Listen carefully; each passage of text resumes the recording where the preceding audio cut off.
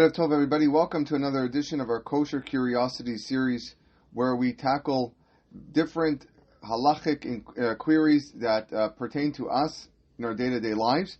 And this evening, we're beginning a new topic, the topic of bugs, sheratzim. This is a very widely discussed topic in halacha, in kashrut, given that we often encounter bugs in our leafy vegetables, and questions are often asked whether or not, how serious do I need to take these bugs? So today we're going to look at the source of the sheratzim and look at the various opinions. However, it's going to take a few weeks to get through all of it. I predict approximately 3 weeks to go through the bug topic. So definitely today we're going to be touching upon some very important ideas, and certainly over the next couple of weeks where we'll see more halacha lemase with regards to the actual food that we eat. So I invite you to not only join us, of course, today as you are, and learn the basics and the foundations of the sheratzim, but also over the next couple of weeks to make it more practical in our day-to-day kitchen lives. So let's begin. We are, again, learning from Sefer Pninei Halacha. This is now the 23rd chapter in his Kashrut series, where he speaks about sheratzim. Mitzvah me'atorah shelo nechal sheratzim.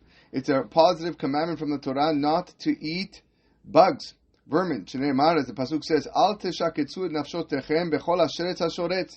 Do not defile your souls from any of the creepy crawlers. V'lo titameu bahem v'nitmetem bam. Nor become defiled from them, become tameh through them. Because I am Hashem your God, and I have sanctified you, and I have made you holy. And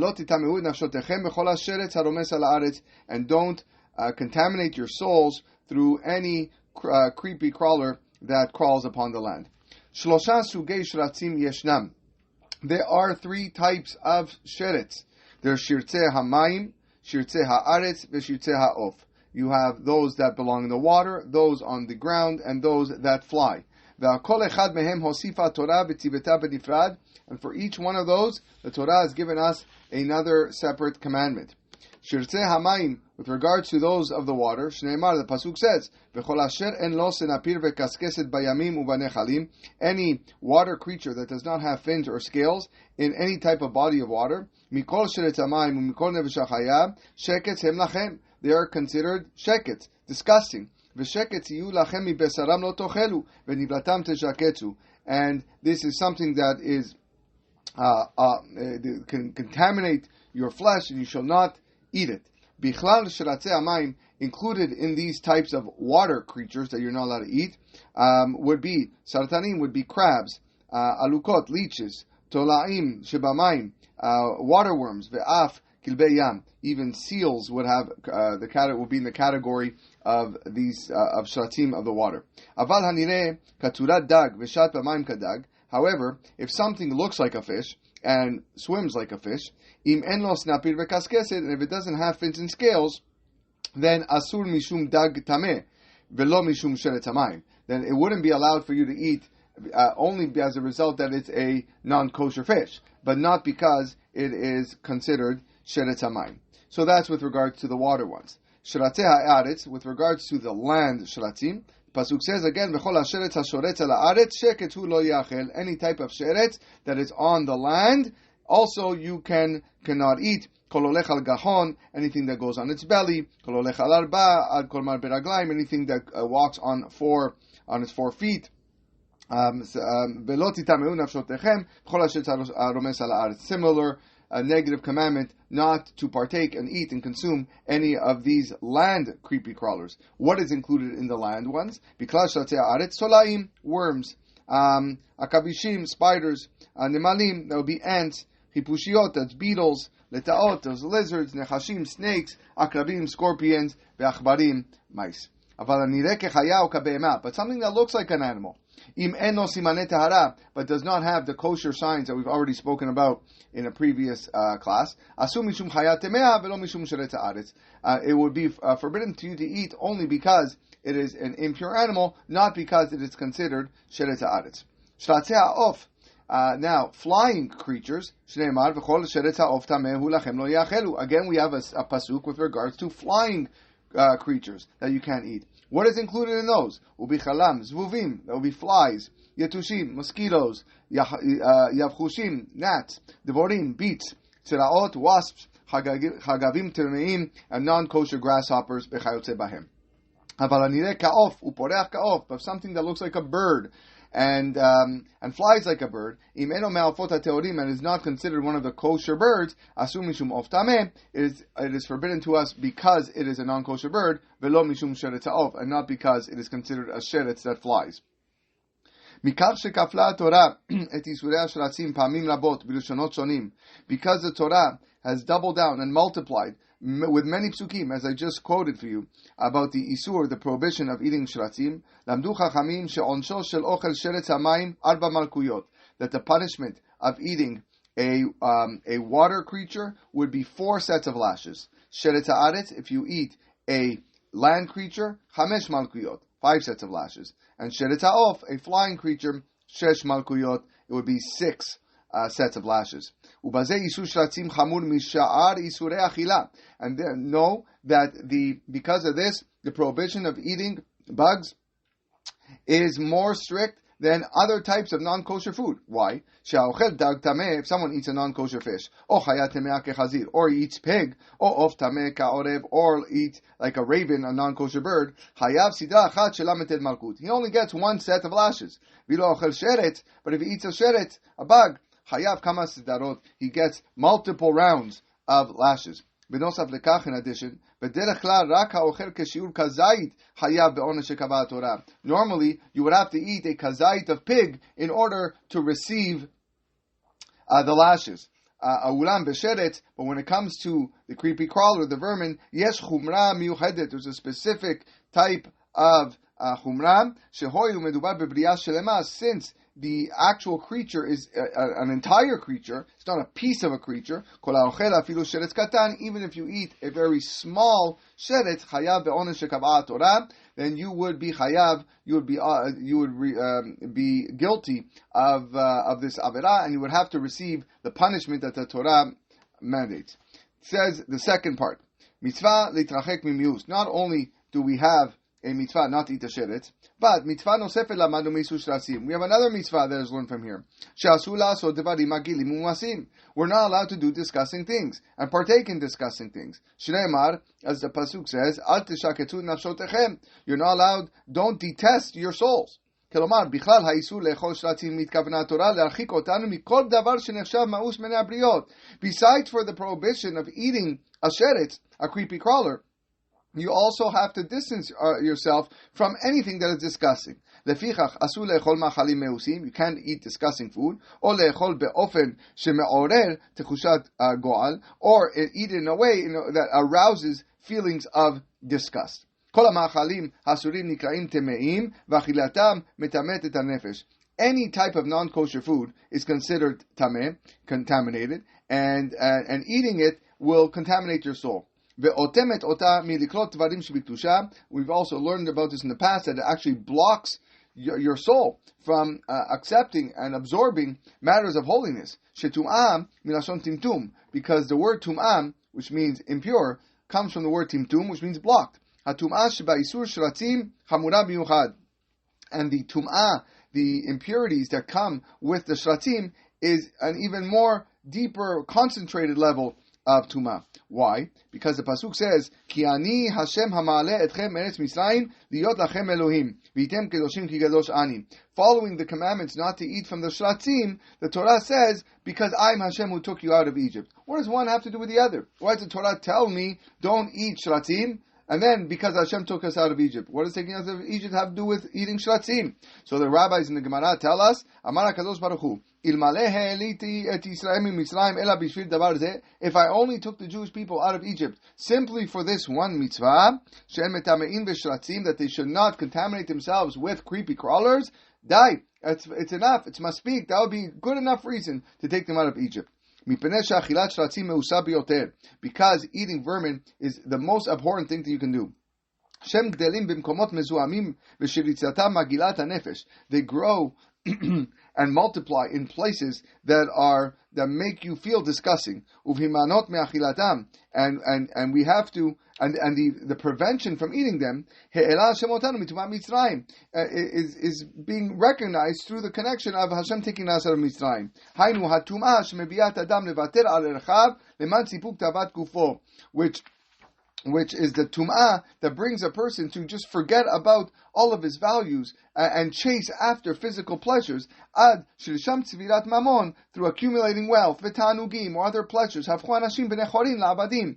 It turns you into a slave. That's what happened in Egypt. We were so deep and rooted in the negativity and the materialism. We became slaves, not just physical slaves, but slaves to the wealth, to the lust, or to everything around us.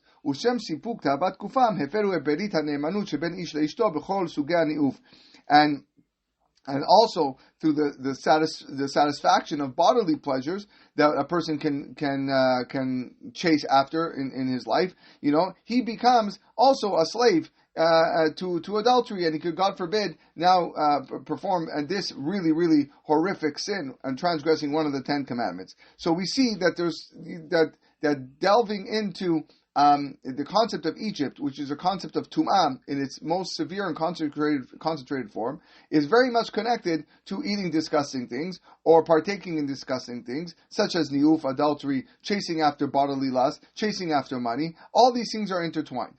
If Shal Levael, we can explain, she'etzel ha'sheratzim lo nikret techunat ofia yichudit, that with regards to the creepy crawlers, they don't really necessarily have a specific character trait. These mosquitoes, these flies, these lizards, or whatever it is. Everything that they do is all based on physicality. What is the whole purpose of the life of the ant and the mosquito and the bee? Hasagat ochel veitrabut, to obtain food and to multiply. That's all they care about. Everything is physical. L'shem kach hem mizdahamim b'chol advarim agim ba'olam. That's why they become contaminated through all the disgusting things in the world. ובכל מקום שבו יש ריקבון ומוות שהם שורצים, אף את גוויות האדם הם אוכלים. Whenever you find things that are rotting, whenever you find things that are death, that's where they are. That's where they multiply, and that's where they eat. And even a corpse of a human being, they go and they consume. אמנם יש בחיוניות זו צורך קיומי בסיסי שגם לו יש מקום חשוב בעולם. But you need to know that even with even the fact that they do chase obtaining food and multiplying, and it's all physicality, like we said, but nevertheless there's still a purpose to them. אולם ישראל קדושים שצריכים לעלות ולרומם את המציאות מטומאת מצרים, Jewish people who must do what they can to elevate themselves over any form of tumah, especially the deeper concentrated tumot of Mitzrayim, ulgalot b'chol davar erech ha'eloki, and reveal the value of their godliness inside of them. Hitztavu shelo le'chol sheratzim, they are commanded not to partake in the sheratzim shemevatim et ha'gashmiut ha'meusa, that expresses this type of horrific gashmiut, very, very putrid type of physicality. The crawlers of the water that were prohibited are those that, I guess, were grew and multiplied in the water. But nechalim ubayanot, also in rivers and in springs, where they are able to spawn. כלומר, לנוע במקומות גידול נוספים ולהתרבות במספרים עצומים על ידי השגת מזון והעמדת צאצאים למשך דורות. In places that they can breed with an exponential amount and continue to grow. אבל שרצים שגדלו במים עומדים הנמצאים בבורות ומערות. But if you have a sheretz that is in a place that was born in the water, but are now currently in a bor or in a me'ara, such as they grew in the water, but a type of in a cave and in a pit. If the sheretz, if the creepy crawler did not go out of that spot, did not leave the pit, did not leave the cave, they're part of the water and there's no isur. You could actually drink from the water even though there's a creepy crawler in there, because it has not fulfilled the concept of shoretz. Shoretz means to multiply, but multiply by leaving its zone. But if you took water out of that pit or that cistern and you put it into a vessel, since these sheratzim has left the place where they increased, nesru, now it becomes prohibited. And you would not be allowed to drink that water without filtering it. If you have crawlers that grew in the water or into some type of liquid in a kli, even if you poured out the water that was betocham mikli lekli, yisharu be'etelam, they would be the water would be allowed. Not only is the water allowed, but of course even consuming these types of small crawlers because you've just transferred it.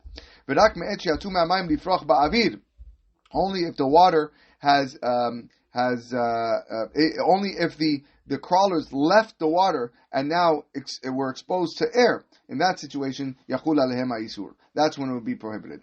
Kayotze bazeh, similarly, sheratzei ha'aretz, v'sheratzei ha'of, ha'asurim, hem ha'sheratzim shegedalim ala ha'aretz, ve'akol ma shemunach ala ha'aretz. They're prohibited for any of those that spawn on the land. Shneimar, b'chol ha'sheretz ha'shoretz ala ha'aretz, sheketu lo yachel. Aval, sherashim she'itpatchu b'toch perot lushim.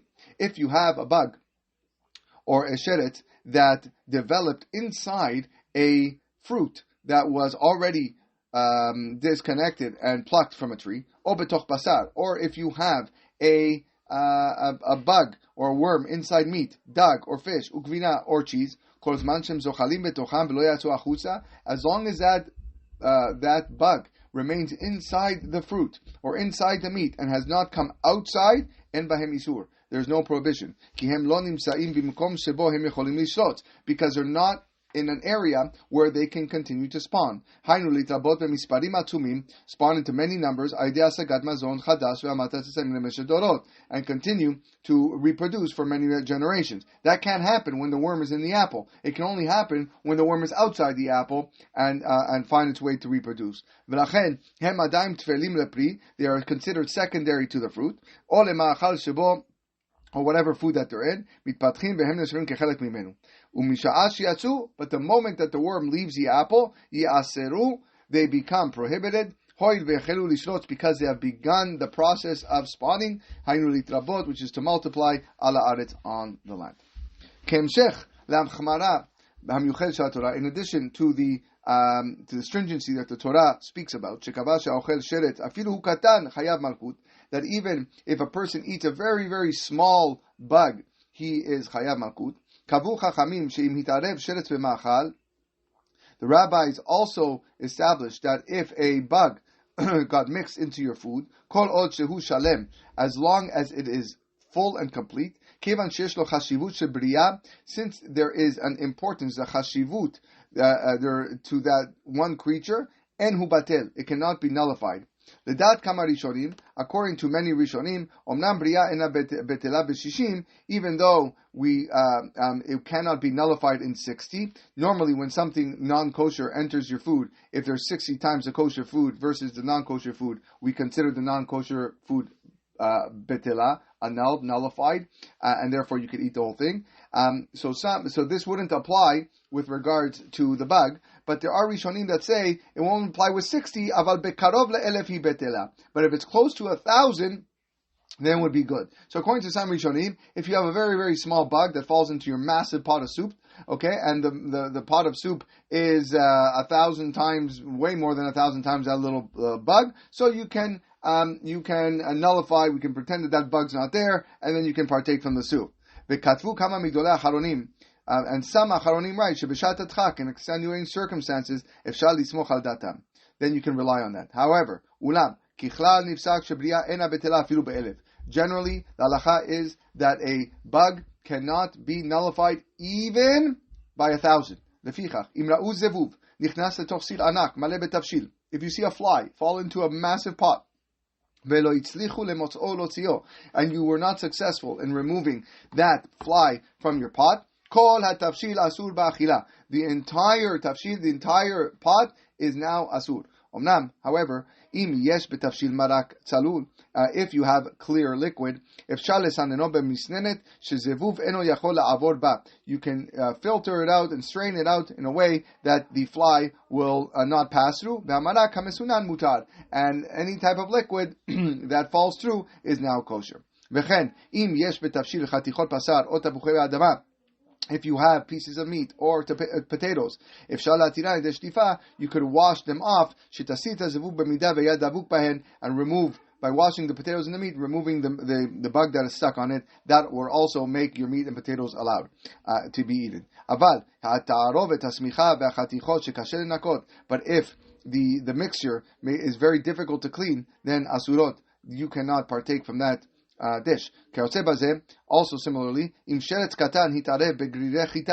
a very small bug got mixed into wheat kernels, as long as you have not found it, the mixture is not allowed to be eaten, because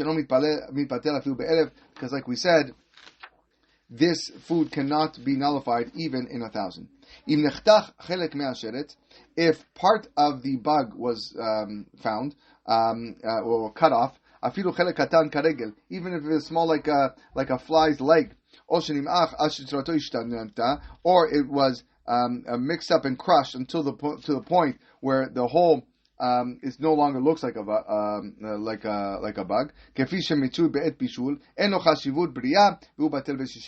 So it no longer has the classification as an individual creature, which we said cannot be nullified, but now it could be nullified with 60. Ladat Rabim, according to many, gam sheretz za'iv, even a very tiny bug, shenimsa b'ma'achal, that is found in food, lamrot shehu shalem, even though it is complete, en lo chashivut shebriya ubatel b'shishim, it does not have the chashivut, it does not have the importance of an entire creature, a complete creature, and would be nullified in 60. His next couple of sections speak about the obligation to check food. So let's speak about that. HaTorah asra lechol sheratzim velo perot she'ulai tmunim bahem sheratzim. The Torah forbade eating sheratzim, and the Torah forbade us eating bugs and not fruit that might have bugs. If there's a chance that by eating this food, or when he's eating the food, he tastes a little bit of a bug, he should spit out what is in his mouth. But from the words of the Chachamim, it seems, if there is a reasonable chance, that there is in the fruit a sheret, a bug, a person should not eat that fruit without searching and checking the fruit. The rabbis give 3 different levels. The first level, food which normally have bugs. You had food sitting in a contaminated place or a dirty place. That they have the chazaka that they probably have bugs, and we have to check that food. And as long as you did not check that food, you're not allowed to eat it. That is level number 1, the most severe level. The second level, we have food that most of the time there is no bugs. But in some small, seldom minority times, there is bugs. They need to be checked. However, after the fact, in a situation where, let's say, it was impossible to check, a person can follow the majority of the cases that there is no bugs and eat it. And then you have the third level, you have food that most of the time almost always never has any bugs. Even though there are some weird times that they might have, you can eat this food without checking. This is the situation. Most of our food falls in this category. The fruits and the vegetables that we have, Only when there's a very, very seldom minority, shalem yesh sheratzim. Omnam, im ra'ui bahem simanei rikavon, o korim, o nekavim, but if you see on your fruit or vegetables signs of rotting, alu lemadregat mufsakim b'sheratzim, that rises to level 1, v'chova lebodkam, and now you will be obligated to check it. Rubam ha'machriya shel haposkim lo igdiru mahu mi'ut hamatzui. The many of the poskim did not define the second category. What does it mean, mi'ut hamatzui? It is a common minority. V'lo kavu ma'i hayechidah shelefia kovim rov mi'ut. Because we don't know what is majority, what is minority. What does it mean? Sometimes it has, sometimes it doesn't. Most of the time it has, most of the time it doesn't. And therefore, it was really given in the hand of people to decide. Based on what he recognized and what he understands, he will decide what level that food is on. Even though there were some poskim that tried to define what is most of the time and what is not most of the time,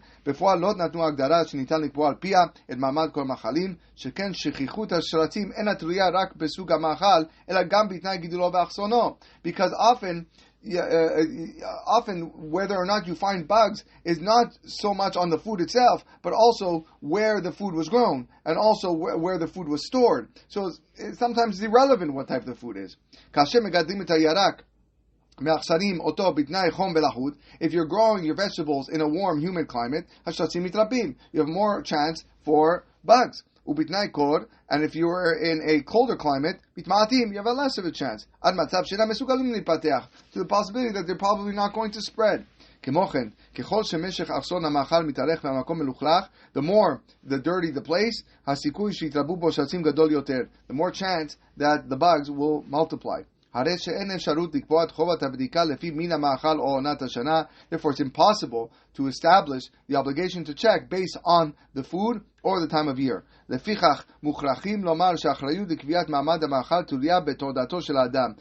is dependent on the consciousness of a person. Every person on their own, based on the levels that we mentioned earlier. Will determine whether or not he needs to check or not. But you should know that kashrut organizations obviously have to take more of a stricter stance. He says, I explain it in the note below. It's a very big note. We're not going to do it together. If you have food that is known, that does not have any sheretz, any bugs, but all of a sudden you find 3 bugs in it. All the food that is in that container or arizah or that pile is considered like it has bugs, and you cannot eat it without any searching, any checking. Okay, we're going to pause here for tonight. Next week, Be'ezrat Hashem, we are going to delve into the machloket between the machloket on how we look at very small creatures. The ones that your eyes cannot see. And this is often the big discussion that we have today in our foods. What if I cannot see it? And if I cannot, how far do I need to go to make sure that there is no bugs? All of that, Be'ezrat Hashem, we will look at next week and we'll see what the halacha is. But today, we had a very good basis and foundation of the severity of the bugs, the 3 levels of different types of food, and really allowing people on their own to make that determination on which level to classify their food in, given the place that the food was grown and where it was stored. I hope you can join us next week as we continue this very important topic of tola'im and sheratzim in our food. Wishing everyone a wonderful night. Be well.